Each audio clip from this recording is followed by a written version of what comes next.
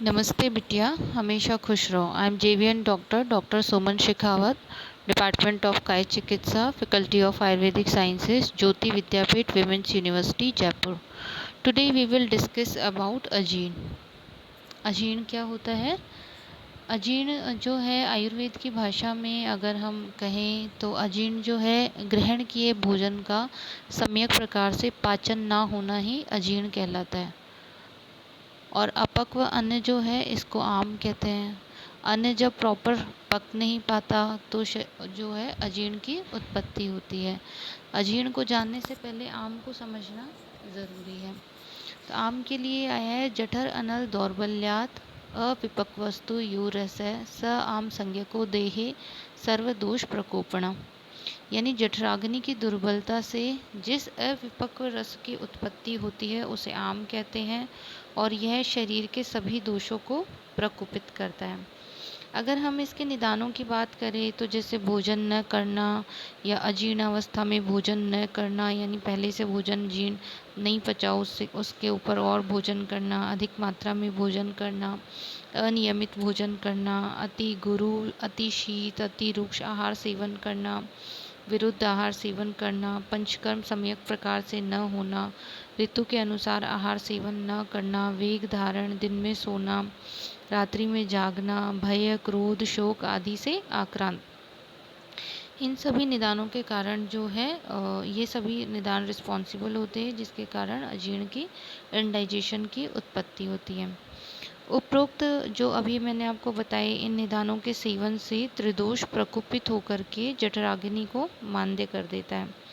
कफ की वृद्धि से पाचक रसों के जलीयांश की वृद्धि हो जाती है और आहार का जो एक पाचन है वो सम्यक प्रकार से नहीं होकर के अजीर्ण की उत्पत्ति होती है। जैसे निदान सेवन किया तो त्रिदोष कुपित हो गए, उनमें विशेष रूप से कफ मुख्यतः है जिसकी वजह से जठराग्नि मंद हो गई। जठराग्नि मंद होने की वजह से अन्न का अविपाक हो गया और अजीर्ण की उत्पत्ति हुई। अगर हम इसके संप्राप्ति घटक देखें तो दोष यह जो कफ प्रधान त्रिदोषज व्याधि है, दूषिय इसमें रस होता है एवं जठराग्नि दोनों दूषित होते हैं।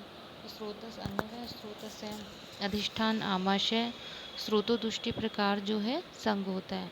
इसके भेदों की बात करें तो आचार्य सुश्रुत ने इसके 4 भेद बताए हैं। आमाजीर्ण, विदग्धाजीर्ण, विष्टब्धाजीर्ण, रस शेषाजीर्ण। और माधवकर ने इसके 6 भेद बताए हैं। आमाजीर्ण, विदग्धाजीर्ण, विष्टब्धादीर्ण, रस शेषाजीर्ण, दिन पाकी अजीर्ण एवं प्राकृत अजीर्ण।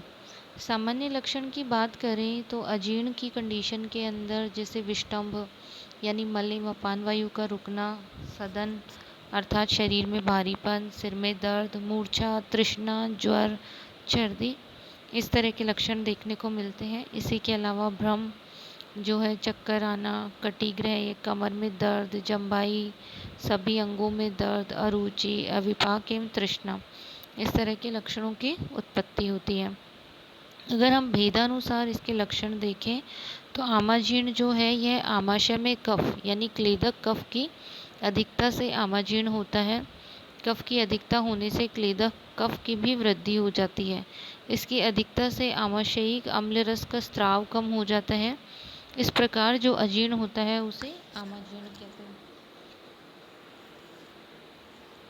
लक्षण की बात करें तो शरीर में भारीपन, जी मिचलाना, कपोल एवं अक्षी में शोथ और उद्गार, इस तरह के लक्षण इसमें देखने को मिलते हैं। विदग्धाजीर्ण जो है पित्त की वृद्धि से जो अजीर्ण होता है उसे विदग्धाजीर्ण कहते हैं। इसमें पित्त की वृद्धि से पित्त के अम्ल एवं द्रव गुण की वृद्धि हो जाती है और इसी से अजीर्ण होता है।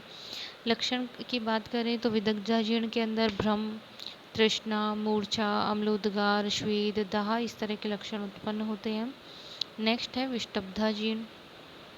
विष्टब्धाजीर्ण जो है यह वात की अधिकता से जो अजीर्ण होता है उसे विष्टब्धाजीर्ण कहते हैं। वात वृद्धि से अग्नि विषम हो जाती है तथा कभी पाचक रसों का स्राव कम, कभी असमय, कभी अधिक होता है जिसके कारण अन्न का सम्यक पाचन नहीं हो पाता।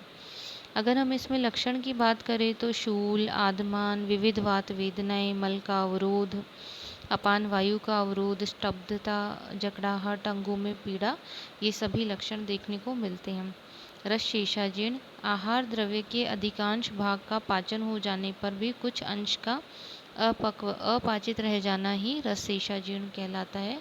इसके लक्षण जो हैं जैसे शुद्ध उद्गार इसका विशेष लक्षण है, भोजन में अनिच्छा, उदर में भारीपन, मुख से लाला स्राव, इस तरह के लक्षण इसमें देखने को मिलते हैं। नेक्स्ट है दिनपाकीय जीर्ण। दिनपाकीय जीर्ण स्वस्थावस्था में भोजन का पाचन एक अहोरात्र में हो जाता है, किंतु असमय भोजन करने से ग्रहण किया गया अन्न पचने से पहले दोबारा अन्न ग्रहण करना या अधिक मात्रा में अन्न ग्रहण करने से आहार का पाचन अगले दिन होता है। इसे दिनपाकीय जीर्ण कहते हैं। अगर हम जो है आहार सेवन के नियमों के महत्व को दर्शाने के लिए जो है इसका वर्णन किया गया है। आहार अगर हम समय से करते हैं तो दिनपाकीय अजीर्ण जो है इससे ग्रसित नहीं होना पड़ता। नेक्स्ट है प्राकृत अजीर्ण। प्राकृत अजीर्ण जो है यह स्वाभाविक रूप से सभी स्वस्थ व्यक्तियों में होता है। आहार ग्रहण करने के पश्चात उसके पाचन से पूर्व की अवस्था जो होती है इसे प्राकृत अजीर्ण कहते हैं। अजीर्ण जो है इसमें आमाजीर्ण, विदग्धाजीर्ण, विष्टब्धाजीर्ण ये अन्नज हैं। रस शेषाजीर्ण जो है आहार रसजन्य बताया गया है। दिनपाकी अजीर्ण आहार नियम अपालन से होता है और प्राकृत अजीर्ण सामान्य स्थिति है। अगर हम अजीर्ण के उपद्रवों की बात करें तो अजीर्ण में मूर्छा, प्रलाप, वमन, लाला स्राव, सदन, भ्रम, इस तरह के उपद्रव की उत्पत्ति होती है। चिरकालिक अजीर्ण जो है जैसे कि विसूचिका या फिर आमवात। विसूचिका जो है ये अन्न रस से उत्पन्न होता है, यानी आम जो है अन्न से इसकी उत्पत्ति होती है, और आमवात जो है इसकी आम रस से उत्पत्ति होती है।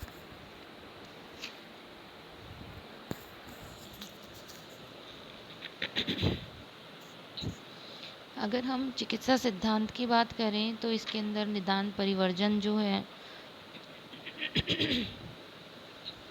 निदान परिवर्जन कराएं, आमाजीर्ण में उपवास या लघु आहार का सेवन कराएं, विदग्धाजीर्ण में वमन कराएं ताकि विकृत पित्त निकल जाए, शीतल जल थोड़ी मात्रा में बार बार पिलाएं। विष्टब्धाजीर्ण जो है इसमें वातानुलोमन कराएं जिससे उष्ण जल में इसके लिए उष्ण जल के अंदर नमक मिलाकर पिलाएं एवं उदर पर गर्म पानी का सेक कराएं। रस शेषाजीर्ण में शयन कराएं, लंघन एवं पाचन द्रव्यों का प्रयोग भी करावें। भेद जो है इसके अंदर आमाजीर्ण कफ दोषजन्य, विदग्धाजीर्ण पित्त दोषजन्य एवं विष्टब्धाजीर्ण वात दोषजन्य होता है। अतः आमाजीर्ण की चिकित्सार्थ लंघन, उपवास से कफ का शमन करें। विदग्धाजीर्ण की चिकित्सार्थ जो है वमन,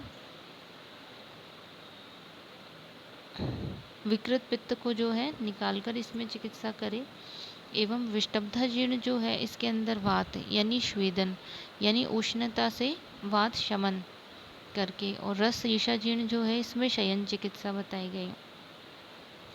अगर हम इसमें क्रियात्मक पक्ष देखें तो क्रियात्मक पक्ष के दृष्टिकोण से आमाजीर्ण में वमन की आवश्यकता इसलिए नहीं होती क्योंकि उपवास से आसानी से कफ शमन किया जा सकता है। विदग्धाजीर्ण में यदि विरेचन कराया जाए तो विदग्ध अन्न पक्वाशय में जाकर के हानि पहुंचाएगा, और पक्वाशय दूरस्थ मार्ग है इसलिए उसे निकटतम मार्ग से बाहर निकाल देते हैं। विष्टब्धाजीर्ण में बस्ती की आवश्यकता इसलिए नहीं है क्योंकि उष्ण जल से वात शमन आसानी से किया जा सकता है। इस प्रकार से जो है ये इसके चिकित्सा सिद्धांत इसमें प्रयोग किए जाते हैं। अगर हम शामक औषधियों की बात करें तो यहाँ शंख भस्म, अजीर्ण कंटक रस, रामबाण रस का प्रयोग किया जा सकता है। वटी जैसे शंखवटी, महाशंखवटी, चित्रकादि वटी, हिंगवादी वटी, अग्नितुंडी वटी का प्रयोग कर सकते हैं। चूर्ण के अंदर जैसे हिंगवष्टक चूर्ण, लवण भास्कर चूर्ण, शिवशार पाचन चूर्ण, दाढ़ीमाष्टक चूर्ण, अविपत्तिकर चूर्ण का प्रयोग कर सकते हैं। आसव अरिष्ट में द्राक्षारिष्ट, द्राक्षासव, कुमारियासव का प्रयोग कर सकते हैं। पाक और अवलेह स्वरूप जो है द्राक्षावलेह का प्रयोग कर सकते हैं। आमाजीर्ण के लिए जैसे भोजन से पूर्व अग्नितुंडी वटी, शंख भस्म, भोजन के बाद लवण भास्कर चूर्ण का प्रयोग कर सकते हैं। रात्रि में गंधर्व हरित की दे सकते हैं। विदग्धा चूर्ण में जिस प्रकार भोजन से पूर्व शंख भस्म, अविपत्तिकर चूर्ण और भोजन के बाद में दाढ़ी माष्टक चूर्ण, चंद्रप्रभावटी का प्रयोग कराया जा सकता है, इस प्रकार से अजीर्ण की चिकित्सा की जाती है। Thank you. This session is powered by digital version 2.0 Jyoti Vidyapeeth women's university Jaipur. I hope you all are satisfied with this session. If you feel any kind of problem with this session, please mention it in comment box. I will resolve it soon. Thank you.